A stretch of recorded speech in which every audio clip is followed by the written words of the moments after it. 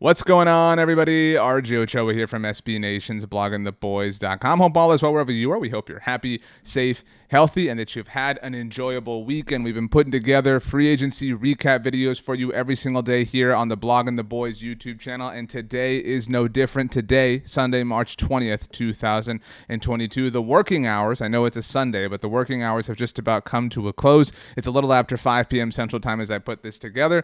We have a few things to discuss. We'll, of course, keep doing this, so please, again, do subscribe here to our YouTube channel and check out bloggingtheboys.com for the latest and greatest in the world of the Dallas Cowboys. But let's go ahead and get started. Let's just kind of recap where we're at in case you somehow didn't know. No new players brought back for the Dallas Cowboys. You see Dalton Schultz, Michael Gallup, Jeremy Sprinkle, Noah Brown, Jake McQuaid, Malik Hooker, Dorrance Armstrong, Leighton Vander Esch, and Luke Gifford. A lot of players brought back by the Dallas Cowboys. Cowboys head coach Mike McCarthy did an exclusive interview with the Dallas Morning News, and in it, if you read it, he said that it was their goal to bring back a lot of their players, which we've obviously seen them do. Most of them on one-year deals, as you can see. Only Dorrance Armstrong and Malik Hooker got deals of a 2-year variety, and Michael Gallup, of course, got the bag, as the kids like to say, with that 5-year, $62.5 million deal. Now, for what it's worth, Dalton Schultz could ultimately have a long-term deal with the Cowboys as well if he and the team work it out between now and the summer, but for now, he is on the franchise tag, which is a 1-year proposition. New players, nothing new since Friday evening. Wide receiver James Washington and defensive end Dante Fowler. We are working on film reviews on those players as well, so another reason for you to subscribe here to the Blogging the Boys YouTube channel. And players lost, that's where a slight update has come. We knew that Amari Cooper obviously was traded to the Browns last week, and they restructured his deal on Saturday. What a weird thing to do. Cedric Wilson and Connor Williams in Miami. Randy Gregory, who is on our agenda to speak about today, in Denver. And Lyle Collins finally has a home. Before we get to the Cowboys rumors, let's just tie a bow on this. NFL Network reported on Sunday afternoon that the Bengals, this tweet from NFL Network's Mike Garafolo, are finalizing an agreement with offensive tackle Lyle Collins. Sources tell him and Ian Rappaport he was supposed to leave town today. It's actually something that we talked about for another visit, but Cincy didn't let him go. Very reminiscent of when Lyle was an undrafted free agent in 2015, had that dinner with the Cowboys and never left, and has been with the Cowboys ever since until now. Obviously, it always made sense for Lyle to end up in Cincinnati, and by the way, The Athletic reported it is a 3-year deal. The financials of that not fully known at this time, at least, but they won the AFC, the Bengals did. They lost the Super Bowl, and they accomplished everything they did in spite of an offensive line that wasn't able to protect Joe Burrow. That was a theme in the playoffs. We all saw the divisional round win they had against the Titans again in spite of that, and even in the regular season. And so we've seen them really double down on that. Alex Kappa, Ted Karras, players they've already signed in free agency, and now Lyle Collins. When you have a quarterback on a rookie contract, it's smart to smart to add, smart to sign guys in that particular window.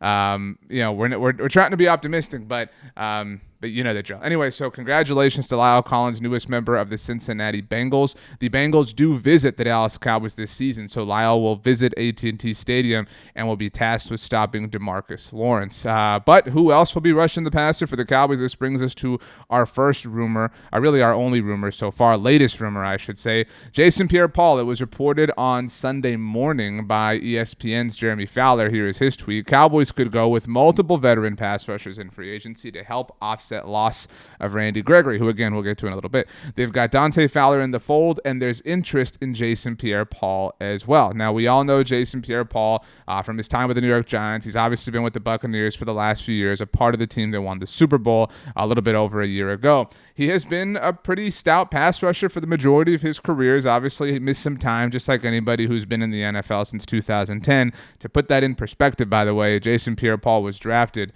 the same year that Dez Bryant and Sean Lee were. So that will make you feel old. That was, by the way, the season that Mike McCarthy's Green Bay Packers won the Super Bowl.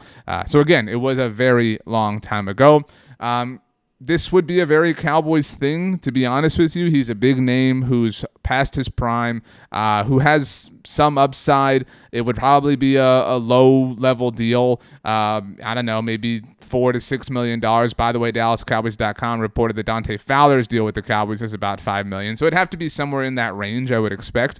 It seems the Cowboys are maybe potentially going with quantity over quality at edge rusher. I mean, there aren't a lot of quality edge rushers left. Zadarius Smith is is still on the board at this point in time, at least while we put this video together. And after that, I mean, the market is starting to dry up just a little bit. Now, a little bit of a 101, a little bit of an understanding on who Jason Pierre-Paul is today. He is currently 33 years old. His birthday's in January, so this will be his age 33 season. He had 2.5 sacks last year, but prior to that had at least 8.5 sacks in 4 straight seasons. That's impressive, again, considering he turned 30 years old in that time. Now, you can see the note at the bottom that he did play last season with a torn rotator cuff. He's on record saying it's the most intense injury that he's ever dealt with in his career. So that's a factor, too. I mean, it's not just that he fell off in terms of production, but Pro Football Focus, when it came to defensive grades for edge rushers last season, had him graded 107th out of 107 players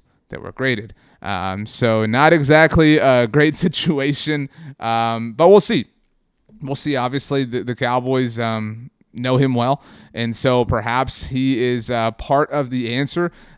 He's not in any way the answer, and I've seen a lot of people on Twitter trying to kind of justify, trying to say, you know what, he's better than Randy Gregory, has more sacks in the last 2 years, whatever. But he's not. He's not better than Randy Gregory. I know we're all upset. I know we're all bothered by what happened with Randy Gregory and the way everything unfolded. And if you were upset about that, you know, Sunday did not help.